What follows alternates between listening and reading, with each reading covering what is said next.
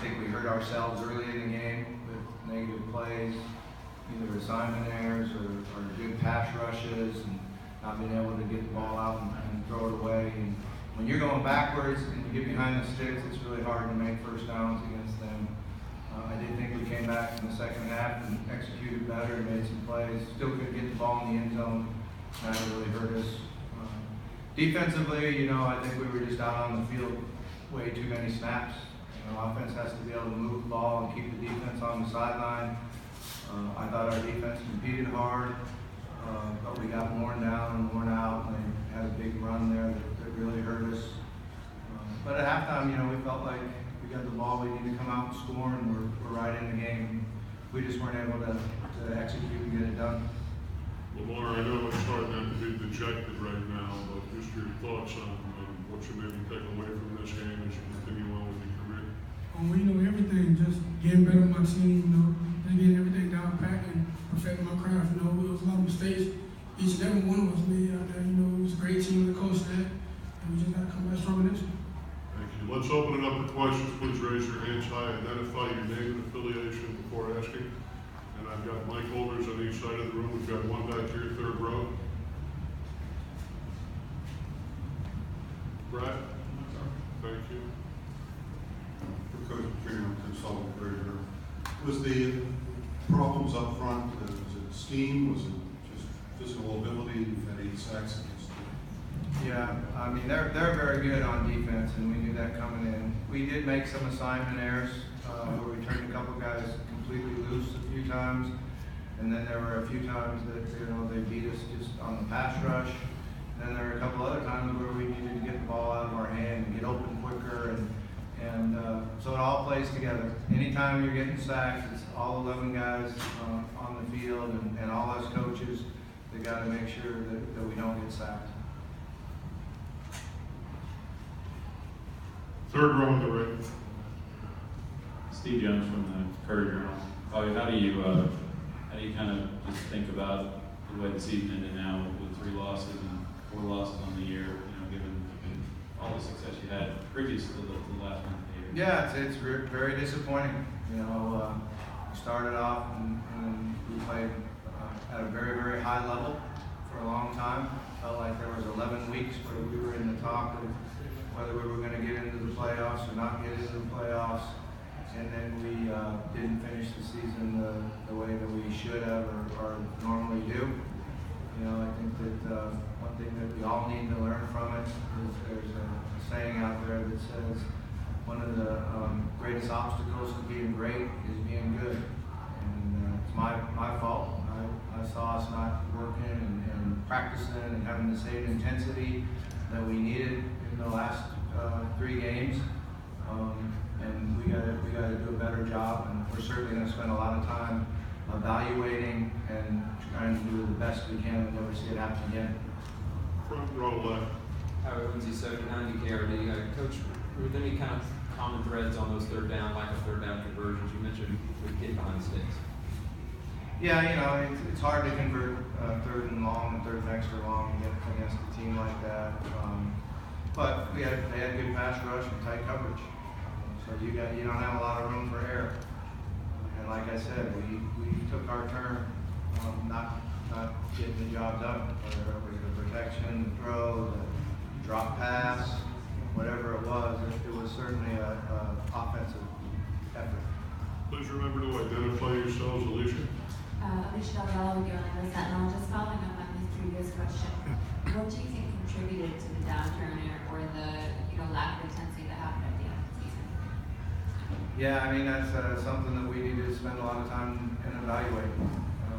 But I think some of it is just the ability to go from being good to great, and obviously understanding how to prepare for the game and go out and compete in the game. And like I said, that's on me. Fourth row left. For Lamar, consultant. The last 3 games you were sacked 20-some times. Do you think teams adjusted to you or went into a better caliber of that? I just have to say the defense was just being good. They was out there working hard. We just had to step up and we didn't. That's all I have to say about it.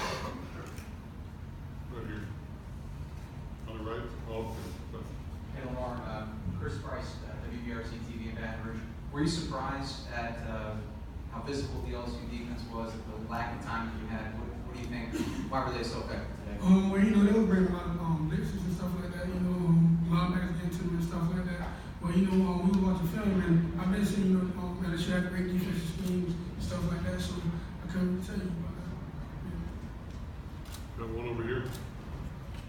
Andrea Adelson, ESPN.com for Bobby and Lamar. This whole was obviously a lot different than what happened last year. How do you feel like that'll impact what happens now in the off-season as you prepare? Well, I hope it motivates us.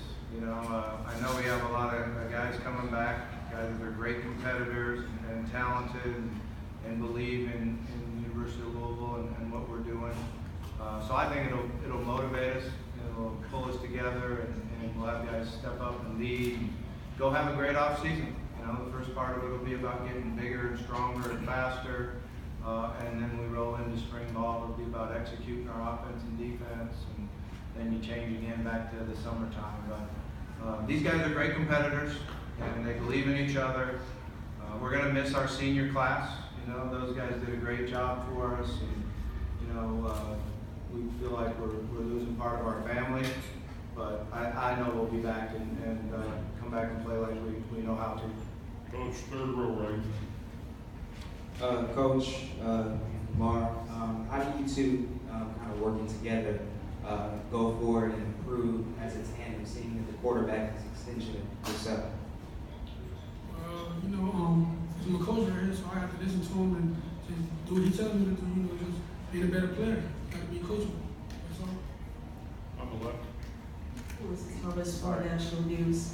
Coach, what will you tell your skiers, or what have you said to your skiers in the locker room now that this season's finally over?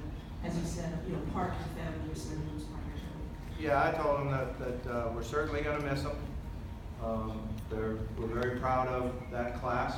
They've done a lot to put their mark on the University of Louisville football team. They're welcome back anytime. Most of them have their degree in their pocket, and they'll go out and attack life, and whether that's continuing to play this game or another career. And the guys that don't have it, we need to make sure are back and getting it here in this spring. So, they're a big part of our family, and like I said, there's some great competitors, some great leaders there, and they have Cardinal pride. Over here on the left. Chris Hayes, Orlando. Lamar, how frustrating was it out there for you today, not being able to do those things you used to do? Well, you know, I didn't get frustrated. You know, I just tried to keep going along the game. That's a long game. We're playing a 30-minute game or whatever, and you just got to go out there and attack. And I just feel we didn't really attack how we should. You know, we're a great team. People can say what they want to say, but I feel we just didn't play how we used to play. That's all. Just a couple more. We're going to go to the right real quick. If you have a question, let us know. Steve Jones with Courier Journal. I had two questions, I guess. One was, can you kind of talk about the effect of the injuries that you had with Josh and True, and you know, especially back in the secondary, and the backups for some of those guys as well. And then the other part was, did you have any guys underclassmen that sent on for NFL? You know, those are some good players that weren't able to come out and play for us today. We really felt like Josh was going to be back and was doing good. And then in the second practice that we were down here, he tweaked his hamstring again and wasn't able to get ready for the game. So obviously we miss him. He's been a big part of our defense all year long, and allows you a lot of flexibility because he can do a number of things. I did think that the young guys that came in played, competed hard, and it's going to help us, their experience that they got, not only playing in the game today, but preparing for the game. What was the second part? Any underclassmen? Oh, I know that James Hearn sent his information in, and I didn't get any report back yet. We got one in the front row here. All right, I'm sorry. Eric Crawford, WDRB Louisville. Bobby, we saw some things from Louisville we hadn't seen before, and that level of national attention, and you know, Lamar's all that he did. How much of that as a coach was different to deal with these guys, and did that play into some of the intensity things in practice and other things you mentioned? Yeah, you know, I think we really had it rolling there the first part of the season, the middle of the season. You know, I listened to Urban Meyer talk about his team and how in the middle of the year they kind of hit the wall a little bit, and then they were able to come back and finish strong. We went right through the middle of the season well, but I kind of feel like we hit the wall there towards the end. You know, we had a tough schedule where we had a Saturday night game and then a Thursday game on the road. For the record, nobody should have to do that. They should outlaw that. The conferences. We got out of into the locker room. I think it was 10:45 on Saturday night, and had to travel and play the next Thursday night. So some of that being fatigued and tired, but also being able to handle success.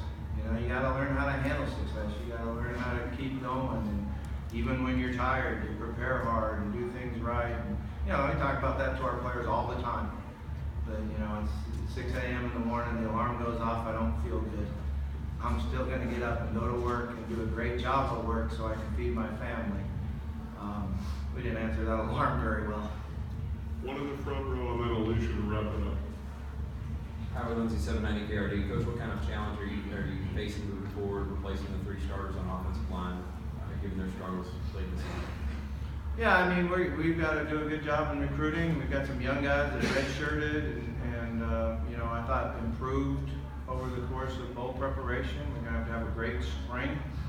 We're going to have to do a good job of making sure guys are in the right position and getting that group together. It's always a challenge.